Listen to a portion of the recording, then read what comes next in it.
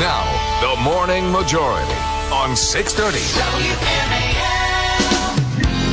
8:07 Morning Majority. Brian Neiman, Mary Walter here on a Monday morning. Good to see you again, Mary. Well, thank you. It's good to see you, too, and chest pain and all. Oh, yes, my chest pain still there. We don't need to rehash that now. Maybe we can get someone to come in and give you a massage. That would be nice. I don't think management would pay for that. I think management would pay for much these days. Scott Rasmussen joins us now, pollster, author of Mad as Hell. Scott, so it is official. President Obama is in for 2012. No real surprise there, I guess. Any significance to the timing, or is this just to give him more time to raise money? $1 billion, by the way, which apparently is his goal. You know, I think it's just part of the procedure. There's no particular significance in this timing that I can see. And really, look, it's not a surprise. It's just one of those things they had to get started, and they will raise a lot of money. All right. Independents voted for the president in 2008, and I think a lot of it was because of his position on the Middle East. He was essentially an anti-war candidate, at least in Iraq especially. Now we're involved in Libya. And I'm wondering what your polling tells you about how independents feel about the president's foreign policy right now. And they're not thrilled with it right now. Overall, the president's ratings on national security issues are down to 37%, saying he's doing a good or excellent job. That's the lowest total we've seen. And no matter how you measure it, those unaffiliated voters, those independents, are discouraged. 7 out of 10 say we have no clear policy for the situation in Libya, and there is just a growing concern. Got to be careful, though, when you talk about a situation like this. Ultimately, it is the end result that people look to. People loved the action taken against Iraq and Afghanistan when it first took place. Very solid support for those actions. But by the end, they were very unpopular. For President Obama, what really matters is having a successful and hopefully quick conclusion to the situation in Libya. Yeah, Americans love a winner, don't we? Absolutely. We will change horses in midstream so fast your head will spin. Right now, Obama's numbers are not doing well, as you well know since you do the polling. He just doesn't seem to be doing very well as far as national security issues, which is huge to Americans. But I think also economy as well, overall not doing well. Is there something, do you think, that between now and 2012, it's a lot of time, what's the most important issue to turn those numbers around? If you make the assumption that we don't get engaged in a broader war, or that there's not some surprising foreign policy event, the 2012 election will hinge on the U.S. economy. Yeah. And everything else, whether we're talking about the price of gasoline or the health care law, or different aspects of energy policy, all of those things will play into perceptions of the economy and how the president is handling it. The amazing thing is that for this last year and a half, the president's job approval has been steady at around 46, 47% almost all the time. He every now and then has a blip up or a slide down, but he's sort of in that area. If he's at 46 or 47% come Election Day 2012, he would be a slight underdog. Do you have any indication of how the budget battle is going to be perceived by the American people? And by that I mean, are they willing to see a government shutdown in order to make deeper cuts? Right now, 57% say yes. They'd prefer a partial shutdown of the government to get those deeper cuts. How it plays out depends on how the two sides position themselves. It's important to remember that back in 1995, during that partial shutdown, hardly any Americans noticed the difference. Only 3% said they were significantly impacted. And that's because the Social Security checks keep coming, the basic functions keep going. We actually found in the 90s there was a bigger impact on consumers from the UPS strike than there was from the government shutdown.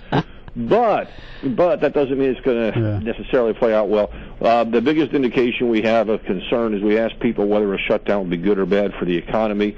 Republicans and unaffiliated voters are evenly divided.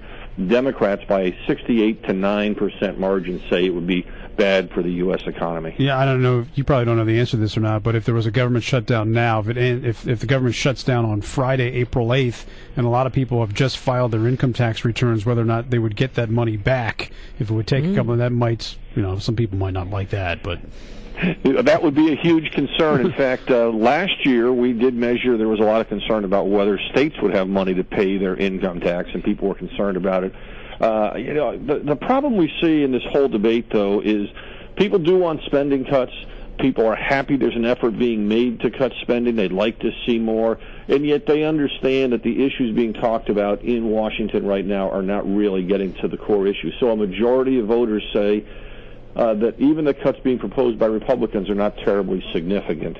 And I think that's where the real frustration comes in. Now, you had briefly mentioned consumer confidence. Can we get a scoop? You got a new poll coming out? Got a new poll coming out in just a little bit. Consumer confidence is up a little bit since Friday's jobs report. Not entirely unexpected because it was a positive report. What's fascinating about it, though, is the only aspect of consumer confidence that's improved is perceptions of what the economy will do in the future. 29% now say it's getting better. That's up from 25% on Friday morning. Everything else, perceptions about personal finances, perceptions about the current state of the economy, totally unchanged. And the number that I would be concerned about if I was an incumbent running for re-election, just 30% of Americans, even today, say that their own personal finances are in good or excellent shape.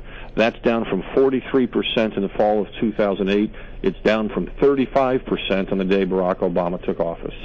Now, when it comes, do you do unemployment polling on your own? We poll all the time on unemployment-related issues. We don't have an unemployment number that we put out, but we do put out an employment index. Okay. I was just curious whether or not you thought that 8.8% or 8.9%, whatever it is right now, is accurate. Because I hear a lot of people say, hey, that number really isn't what reality says it is. Well, it's accurate, by the terms that Herbert Hoover created for measuring unemployment in the 1920s. So it's precise.